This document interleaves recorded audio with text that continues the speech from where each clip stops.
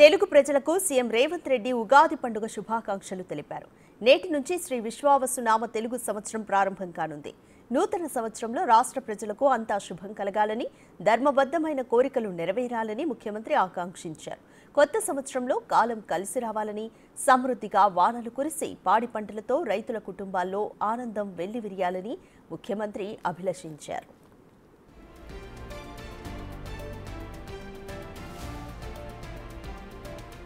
ఉగాది పండుగ రోజున రాష్ట్రంలో రేషన్ కార్డు ఉన్న ప్రతి కుటుంబానికి ఉచితంగా సన్నబియ్యం పంపిణీ పథకాన్ని ప్రారంభిస్తున్నామని అన్నారు.